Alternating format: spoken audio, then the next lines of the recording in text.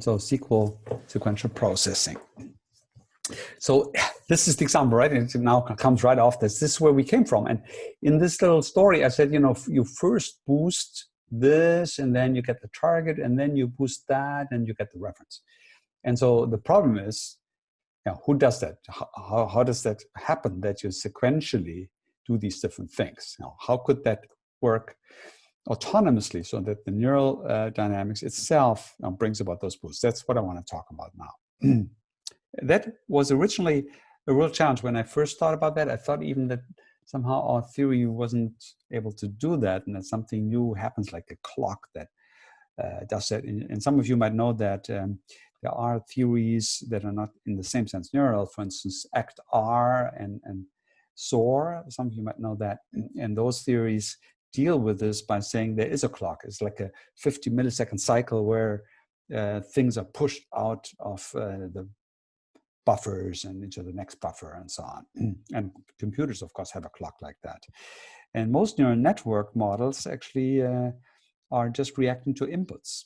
And some of them have these inner memories, so they can do sequences, but they are transients. That is, it has to, the input has to come at the right time and has to be long enough, and then the transient can work.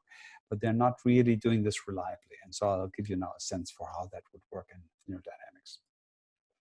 So the challenge comes from the fact, I first want to say this is a very general problem, right? It's very general in the sense that almost everything we do is more than just one state, it's more than just reacting to one input. Almost everything we do consists of sequences of mental acts, motor acts, or I say perceptual acts because perception is actually active attentional selection and so on, looking at particular things on purpose. A lot of these sequences are fixed. It's very well known in motor behavior that you have fixed action patterns, so you don't actually need to think, hand open and close when you grasp. It's automatic that you do that. Some of you might know these cartoons by Gregor where you see the thoughts of animals having the bird says up, down, up, down, up, down, and the dog thinks left, right, left, right, left, right. Of course, that's not really something that we need to spend mental energy on, so they are fixed patterns. So their sequential organization often thought as being something that is hardwired somewhere. It's still a problem to understand. And sometimes we also think of something being logical. For instance, if you cook coffee, like an old-fashioned coffee machine, then you maybe think, obviously, I have to first put in the powder before I turn on the machine or so, or put the cup below it before I run the machine, because that's logical. But then you find that there are actually some patients with frontal brain diseases who make mistakes about that. And so you see, it's actually not obvious. And it's most interesting when these sequences are flexible, and that's where most cognitive in a sense. And the extreme case of that is what psychologists call serial order. Serial order is sort of the limit case where it's totally arbitrary, the order. So telephone numbers would be serially ordered elements where the order is significant. If you scramble the numbers, you don't reach the same participant, and you can remember them to a limited extent. Also with respect to serial order, and there's old work going back to Lashley that the serial order is a particular feature of memory, that you can sometimes remember which numbers but not their order, and vice versa. And vice versa, actually not, no. That it's an additional property of memory. So that's just to say it's a very general problem that we need to understand. Now, it is a challenge in DFT because we are making everything stable state. I hinted at some lower level connection networks, for instance, also spiking neural networks, where sequence generation is done by just one thing kicking the next. So it is some kind of transient where you're going from one to the next. Those have limitations because they do it at one rate. If you get stuck on one, or you need more time for one, the system just goes on to the next one. So it's not totally realistic, but that is possible. While for us, when we have a particular behavior or mental state, it's a stable state, and the stability means it doesn't want to change, right? Stability means resist change. So when we want to change, to switch, we have to make it unstable. right? And so that's what this is about. We have to be able to stabilize and then destabilize in a targeted way states. And that's the problem we looked at. Julia Zanemiska, who did her PhD on this in my lab many years ago, set herself that task. I even hesitated to give that topic to someone because I was wondering if we can actually do it. And it turned out that it's a really critical piece that has pushed us ahead a lot. So we took this funny task. It's a vehicle moving around in an environment where it has targeted colored objects, where the colored objects, and again, it has very simple vision, can just look at color. And it gets the task of visiting these objects in a particular order. For instance, let's say blue and then red and then green. So the scenario is one which essentially has visual search. I think I have a slide. I'll show that in a moment. It has visual search. You have to search for this blue, and the vehicle has no plan of the world. So this is an example where it takes variable amounts of time to reach that target, and then it switches to the next target color. And that's why that's a good paradigm, because we wanted to exactly see, can you do a serial order task when you have to stay in one stage until something is true. So rather than doing it as a transient and then switching to the next one, here you only want to switch when you achieve the previous one. And that would be a very good model case of what the actual problem of sequence generation is. So like when you do mental arithmetic, only when you're done adding two numbers can you move on to the next operation. And that might take a little longer for 5 times 7 than for 2 by 2, right? Even I can do 2 by 2. So that's the task, and here's just a glimpse of how it was done. It was done as an imitation task. So Julia was showing the robot these colors in a certain order, and always pushing it close to the object to finish presentation. And then she was setting up the array in some particular way, and the robot was just driving around that array, just doing obstacle avoidance. And through that, it sort of samples the array, and the task was then, when it had found an object, to head for that object until it's really big on the visual array. Like I think it's done green now, and then move on to the next color, looking for the next color. And because the robot makes this random walk with the help of obstacle avoidance, it takes an unpredictable amount of time to go from each. So the order here is actually yellow, red, green, blue, red. And I'll show you a highlight of that scene in a moment. And we did this in a very artisanal way. We had not bought the automatic cable holder because it's so expensive. So she had to do this here by hand. Yeah. So at every step, you have one target color that you're currently looking for, right? And it's a visual search task, so you're looking for one object with a color. It could be multiple objects, and you just need to find any of those. So it's a visual search task, just like I explained previously, in that Raoul will expand in a very simplified picture where we're just interested in one-dimensional vision. So we'll just be looking at spaces one dimension, and the current target color makes a ridge into a space color field, right? Just like I did before, space and color, ridge, and then any input that falls onto that ridge will then lead to a recognition of an object and a peak being formed. And the visual input was computed by summing over the vertical axis, just like in the NRB robot, right? We are only interested in a color for a whole column. We didn't look at the 2D space, but that has the feature that when an object is large, we get a large signal because we have a lot of pixels that count, just like in the NRB. So we computed the color strength from that number. So it has a target. Oops, sorry. It has a target. I'm sorry, I got confused here. It has a target color in its memory, and that makes the ridge, and then it's doing the visual search. And so that takes a different amount of time. And so the key issue is here that while it has that target color, it resists any other colors, other distractors. So for instance, if it's looking for blue and it finds the green, and the green is relevant later in the sequence, it will not go for green, it will go for blue. And here's an example. So for instance, here red is a distractor and it just passes by. Well, here red was actually the target and it heads to this object, right? That difference is what this is about. So the target color is represented in a field. We call it the intention field. That's the current field. There's a machinery, I'll explain it at the moment, that selects that color depending on where you are in the sequence. And then the color field makes this ridge input into the field, the 2D field, as I just showed. And here's a different plot of the same thing. So when you have that color, it makes this ridge. And there you see there would be other objects that make inputs. But when they're not on the ridge, they don't lead to, they're distractors. They don't lead to a peak. Only the objects on the ridge have a chance to win.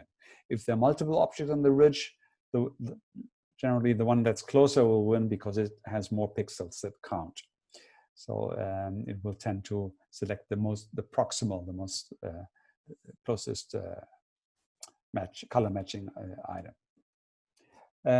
So if the target is found, and here found means that the robot, I'm glossing off some details, so the robot is so close to it. We're actually, when it's found, the system still moves close to it and we have a behavior of it moving too close, target acquisition. And then it's really large, and that means the peak is sufficiently large. And what we want to do then, we want to say, then we're done. And we want to switch to the next color. And that is done by a concept. That's not the key concept for sequence generation. We call it the condition of satisfaction. We took that from John Searle's philosophy of intentionality, very highbrow. And you will be seeing some of that in Jante Kulve's talk, who is actually building intentional robots that have intentional states in the sense of John Searle.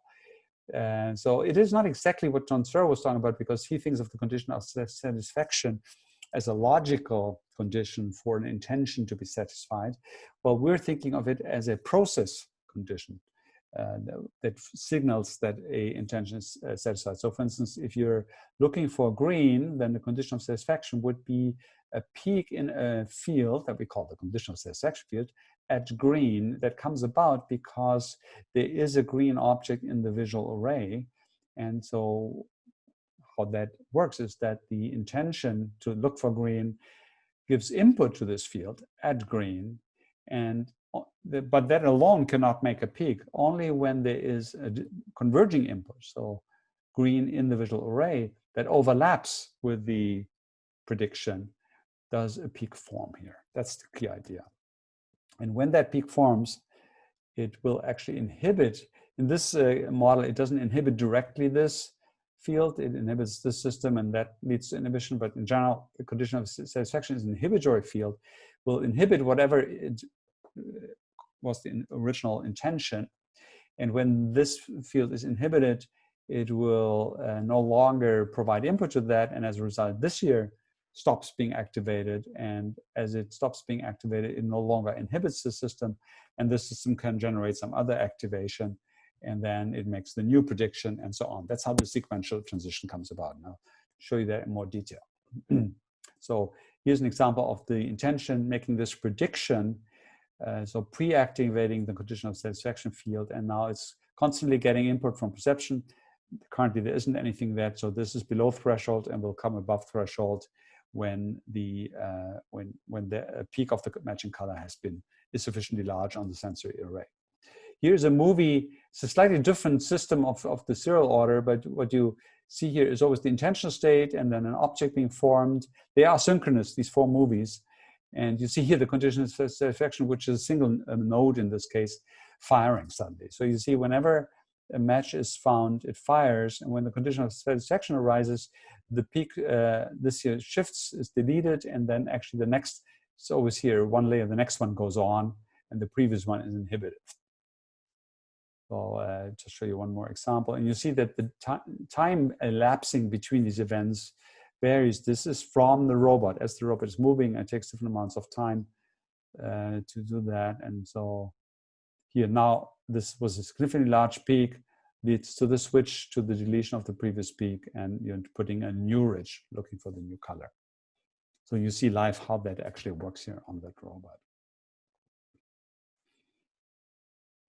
The selection, so now explained, condition of satisfaction generally suppresses the previous state, and it it also then when the intentional state is decayed. Let me say that again. The condition of satisfaction inhibits the state, and then the intention falls away, and then the condition of satisfaction is turned off. So that is a self-termination, in a sense, of a state. What state comes up next is a question of action selection or attention selection and so on. And that depends on the architecture. So in the serial order architecture, we had this specific architecture that where there are different nodes that represent, we call them ordinal, that represent different elements in order. And it's the so-called positional code for serial order. Some of you might know that that's a classical concept in psychology. There are 3 ideas for how serial order could come about in the brain. And there's a little bit of evidence for at least 2 of those. And this is one of them. In this picture, each node represents a particular step in the sequence. It's like this, the first, second, third, and it points to the contents. That's why positional. So it points through synaptic connections. There are neurons in the frontal brain that seem to be like that. People have studied that in monkeys and actually also in birds for some reason. And they find a cell where a monkey has a serial order task, and they find neurons that always fire when the second item is being worked on. Very interesting. Even independent of what the item exactly is. And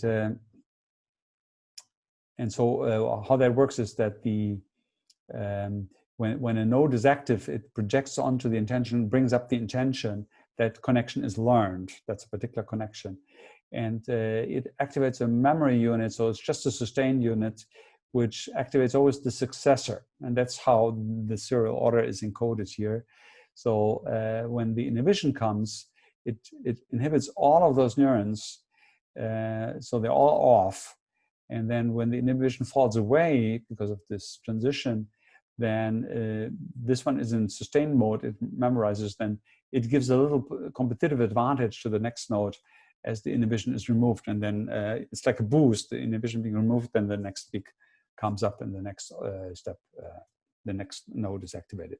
There can be different mechanisms for that. The core element is this condition of satisfaction element. These are just different ways of how that can be leveraged. So here's an example of that happening here in this field. This would be the intention field. So I'm looking for a particular color. And at this point in time, the condition of satisfaction was received. That creates a peak. See, this is the pre-activation in the condition of satisfaction field. And when this is received, it actually builds a suprathreshold peak that suppresses all the ordinal nodes. As it does that, the intention peak falls away. As the intention field falls away, the condition of satisfaction peak falls away. As both of these have fallen away, the inhibition is removed from the ordinal nodes, and now the ordinal node that comes up is the one that was activated a little bit more than the others because it gets this boost from working memory. So this blue one comes up, the others continue to be suppressed. Actually, the next one for the next step is already been pre-boosted, and you're activating now the intention that is associated with that node, and the condition of satisfaction is again pre-activated. Now that's one of those transitions. And this shows the performance. Sorry, yeah. May I interrupt and ask a yes, question? please do. Thank you. I'm wondering the output of the condition of satisfaction field can be understood as some input properties which we represent them with the S. I think it's a SXT, yes. Right? In yes. the original field. So we don't have the. I mean, we don't have the. How to see that? It's not part of the intra-field coupling. It is external input. That is correct. Okay, it's Yeah. external input, and we don't Right. have the sudden change of the field, but we have the like we are changing the the changing rate of the field, right? So actually, the correct mathematical picture, which I didn't elaborate here, is that this is an example of a two-layer field, because okay. you can see this is actually this is. Let me come back to your question in just a few slides, and I'll show you the more generic architecture. And then you see it's actually like a two-layer field where the inhibition of satisfaction, the condition of satisfaction is the inhibitory layer. Okay, thanks. Yeah. Yeah, I'll come back to that in a second. So here's an example how that works so what the effect of that is in the learning scenario. You know, Julia was showing the system these different colors, and she was by hand, showing it for a while, and by pushing it close, the peak was enough to activate the condition of satisfaction. This is when these projection weights were learned. So they were learned by Hebbian learning. I'm not explaining that. So when she activated this and she brought in the color into this, then this connection was learned. And the condition of satisfaction fired when she made it large enough. And so that's how it worked in learning. And the important thing is that in learning, you see that it takes, she showed these different blobs for a very short moment in time. The different colors are the different ordinal nodes. These are the different colors stored, and this is the condition of satisfaction for that.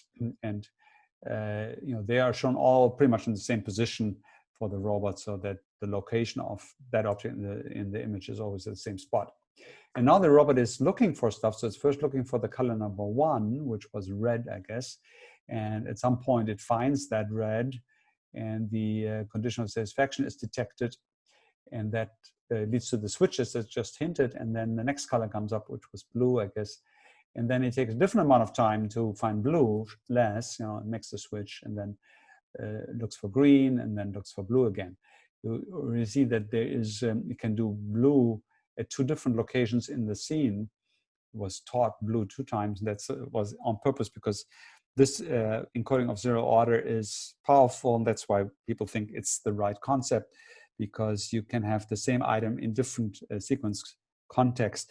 If you think of a simple chaining idea, that is the alternative, where you would say, it's have a connection from red to blue, and from blue to green, and from green to blue, then you see that after blue has to come green. It's not difficult to then know why after one blue you can do a yellow next time, right?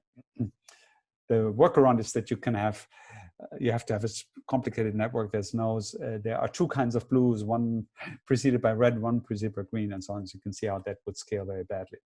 Anyway, that's sort of, for that literature, that one can talk about things like that. So this slide shows the main feature of this, that it is able to make these sequential operations, and it is robust against different amounts of time. So it doesn't do that as a transient or rhythmic moving through a sequence.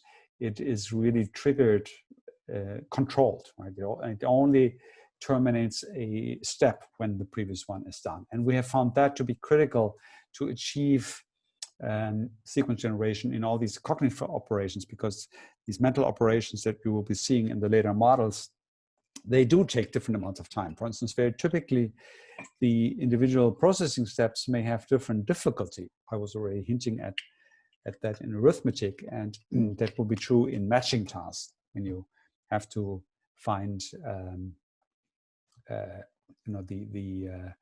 mentally the matching concept. And the match might be easy if you have a very typical example, and it might be harder if you have a less typical example. And then the different time courses still need to be orderly to achieve the sequential processing. And this is the theory for that. So this is the generalization of that that we use in many different cases. And so the generalized picture is that anything that is one stage of something, right? Action, a mental thought. Perception can be sort of like that, because it's active in the sense of having, perception is ultimately always goal-oriented. There's always some kind of visual search. You want to perceive something. And so in each case, you have an intention, like the color cue would be an intention like that. And the idea is that an intention is defined as something that has an effect downstream. So it drives motor behavior even, or it drives an inner state, like in a mental state. But it also, so drives in the sense of projects onto downstream structures, ultimately the motor behavior. But it also predicts something, namely it predicts the states that will signal that the intention has been satisfied, is being realized. And Jan Kulve will talk about two different senses, the so-called directions of fit about that, to illustrate that. I'll clarify that. So the thing that is predicted isn't necessarily of the same dimensionality. In the example I showed you, it was color. Color is the intention and color is the prediction. But you could imagine that, you know, if you're orienting, let's say you're grasping, then you predict that you will have a haptic sense of the object in your hand or a visual sense of the object in your hand. So these dimensions can differ. And so that in that prediction is some learning. You know, that's something that you have to learn. It's in skill learning. It's something not trivial to know what the outcomes of your actions are. It will be one of those important things. See, there's a little bit of a similarity of the condition of satisfaction to the Efron's copy idea, which is also inhibitory in nature, although it's a slightly different sense of it, but it is consistent with that kind of thinking. And so the idea would be that you make this prediction and then you match this prediction by input that you either get from a sensor in the world or from perception, or you get it from an inner state. Like your prediction can be that there is a peak. You will see examples like that later in other talks, that you predict there must be a peak now in working memory. And when there is the matching peak to what you expect, then you're done. That's your mental state is now done.